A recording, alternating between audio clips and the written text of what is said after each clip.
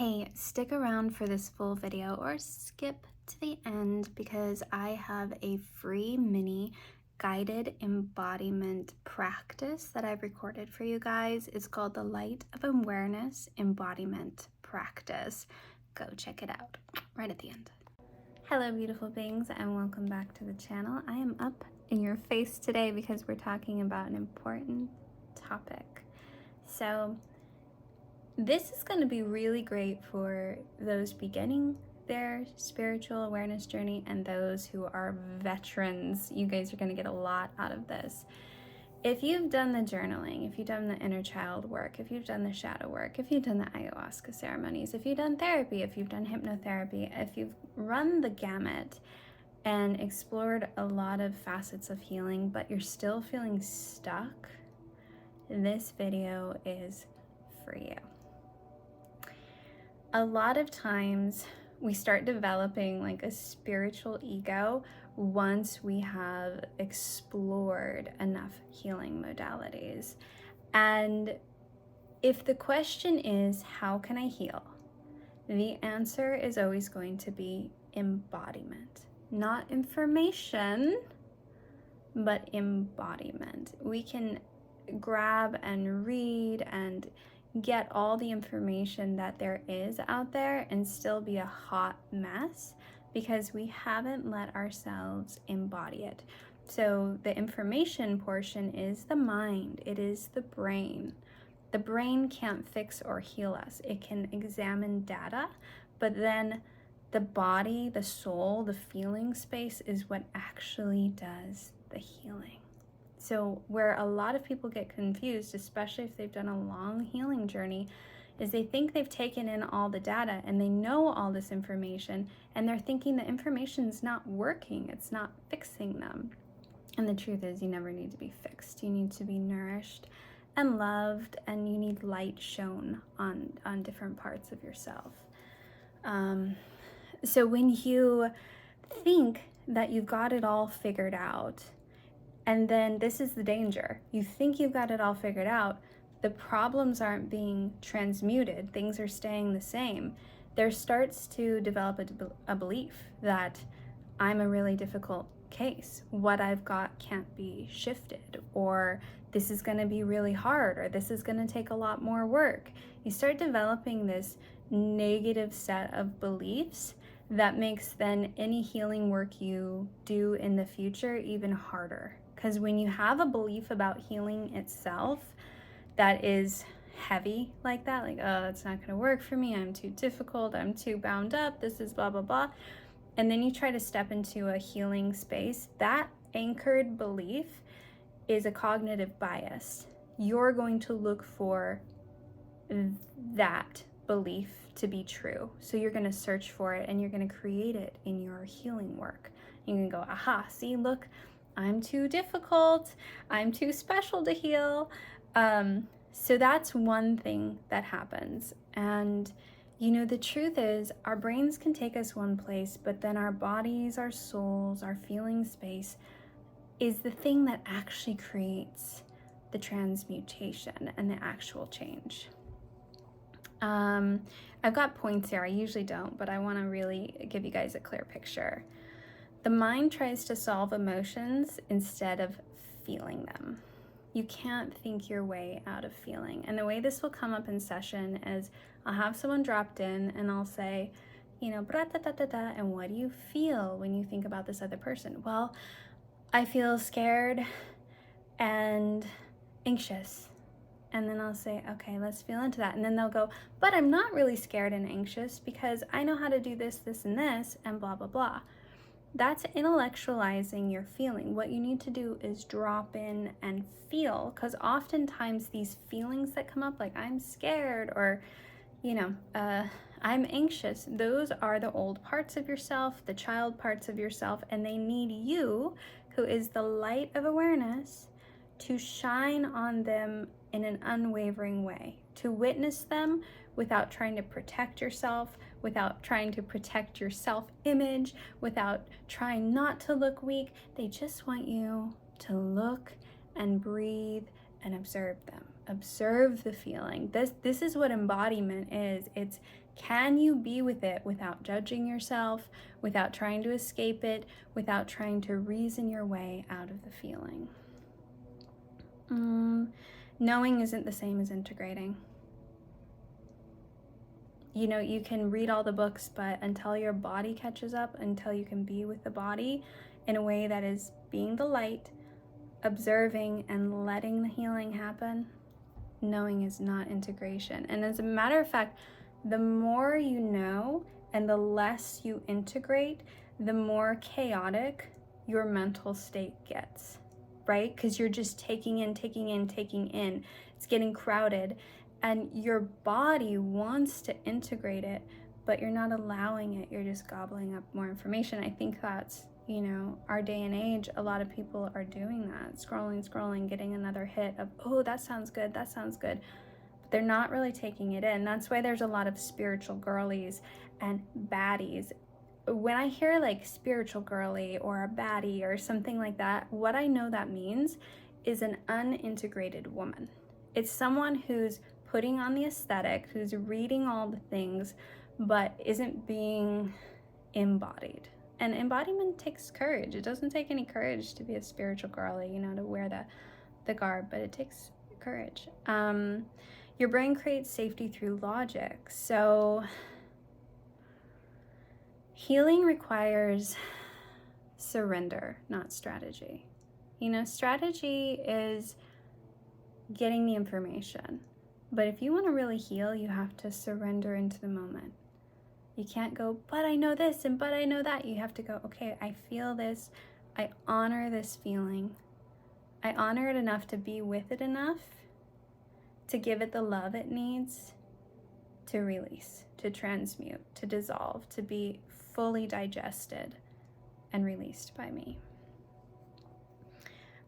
Over-intellectualization is a defense mechanism. A lot of people will use that, and I especially deal with that with people who are veterans in the healing world. They over-intellectualize. Oh, but I know this, and I know this, and I know this. And they don't want to just drop in and be with that sort of supple, tender part of themselves. Because they already know why they're this way and why they respond that way. And they already know what happened in their childhood and how their dad traumatized them and this and this and this. They already know it, so they don't want to be with it. That's what, when people talk a lot and they over-intellectualize their things, all I can hear is, I don't want to be with this. I don't want to be with this. I don't want to re-feel it. I just want to know that I know it. And you can't heal. You cannot integrate that way. We analyze to avoid the vulnerability of being with the raw emotion. That's what we do. You don't have to figure it out. You have to feel through it. So that's where the nervous system starts to unwind. Figuring and thinking and knowing does not unwind the nervous system. And the nervous system has to unwind. The limbic system has to regulate in order for us to be embodied. That's why we do so much feeling work in my practice. And if you're moved to work with me, if you want to do the deep integration work, check the link below. I do have openings in June for new clients. But unwinding the nervous system looks a lot like just being, it's so simple. It's being with a past emotion or past memory or past experience as the witness, and not letting the, but I know what to do about this, or letting the story around it, this meant this and this meant this about me, not letting that take over, but being the truth of who you are, which is the witness. And I always say we are the light of awareness. That is your identity. Everything else is the temporary experience of life. So when the light of awareness looks and observes and breathes and feels, the digestion and the dissolving of experience happens, and then the integration happens. And the charge falls away from the emotion and the old experience. And what is a memory without the charge? It's wisdom. That's when you download and you integrate wisdom. You're no longer regurgitating facts or just knowing what you read or knowing what you heard in a workshop. You actually start extrapolating wisdom from your experience, and from that transmutive moment, you start to understand. Things start to click into place for you. Yeah, you don't have to figure it out. You have to feel through it.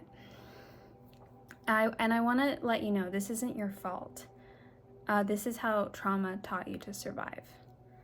But survival tools are not healing tools. They're different tools, right? Like the tools I would use for excavating a garden aren't the same tools I would use for laying and building a garden. So keep in mind that these tools were useful in your survival. They were useful at a time, but they're not useful for this. So there's nothing wrong with those tools. They're just not appropriate for this job. And you know, we're further inundated with this idea that gathering knowledge up here is all we need to do through our school systems, right? Gather knowledge, regurgitate it onto a test, and you get an A+ and you're smart. That doesn't work with healing. That doesn't work with embodiment. It doesn't even work with real life. It doesn't work to fulfill you, to heal you, to satisfy you. It just might give you an A+, and what are you even going to do with that? So what's going to help instead? Simple practices that connect you to your body. Moments of honest and emotional presence, not fixing. We're not here to fix, we're here to nourish, we're here to be the light of awareness. When you stop trying to fix yourself, a whole new world will open up for you. Slow down enough to feel what's under the story.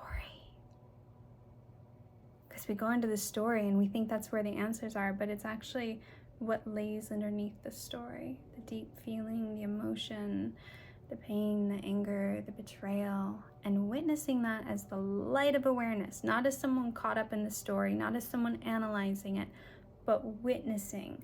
Witnessing means I see the images, I feel what's going on in my body, and I can breathe here as the witness, knowing this that I'm observing is temporary, and I who I am eternal. It's good stuff. And I want to say this. Some of the practices you can do are just laying and breathing. Sometimes laying and breathing in starfish while you feel what you feel is one of the best things you can do. Breathe and feel. And the breathing is really important because when you experience tumultuous feelings, memories, and emotions, and you slow down your breathing, you're regulating yourself. You're telling your body it's safe, it's okay, we can process this, we don't have to run from it anymore. I wrote this down. Even if you know the language of healing, when's the last time you stopped talking and just let yourself feel it? When's the last time you stopped trying to figure it out and you really witnessed it? There's a powerful way to feel your emotions, and then there's a chaotic way to feel your emotions. And that's why working with a practitioner is so powerful, because they can guide you through these really triggering moments in how to be a true witness. If you just let the emotion take over and the story take over, you're going to re-up the issue, right? You're going to feed the issue. But if you can be the observer and breathe and watch and remember you're the light, and remember all of this is temporary and needs you to witness it in order to unravel and be free, then you're going to go places. Healing isn't something you understand or graduate from. It's something you surrender to again and again until your body finally believes you're safe. It's not crazy. It's not complicated. There are a lot of different ways to heal. There's, Kundalini yoga, and there's shadow work, and there's plant medicine ceremonies, and there's hypnosis, and there's EFT, and there's inner child healing. I use a ton of modalities based on the client and what I see they need and what I know that they're going to resonate with. But the truth is, those are all just ways to get us to remember who we are, be present, and digest. So think about putting food in your mouth and not digesting it. What happens? It becomes toxic, it putrefies in the belly, and it's poisonous. That's what happens when we're not integrating and we're not digesting the past. Like, it's dragging along with us. We're not digesting our emotions. It's building up like toxins inside of us. And so this presence, this breathing, being with the body, witnessing, this is integration. And what integration really is digestion. So what happens when we digest our food? We take in nutrients. It powers us up. It energizes us. It replenishes us. It heals us. And then we excrete the waste. And that's what happens. This is the cool thing that happens when we start to integrate and digest our past and our emotions. We start gaining power and energy just the same way we would gain it from food that we're digesting.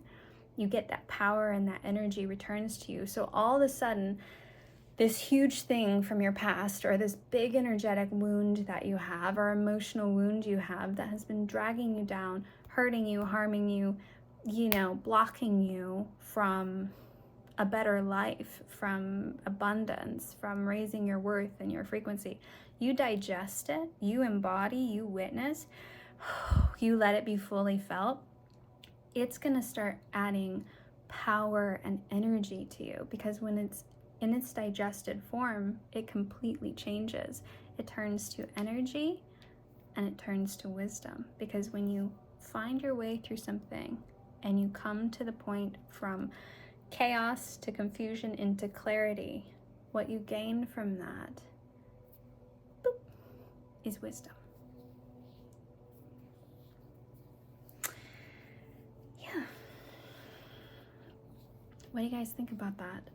Drop it in the description below how this video hit for you. If you resonate with it, or if you know of some people that could use this video, go ahead and send it along and share it. And remember, you are a guru. You have the wisdom within you.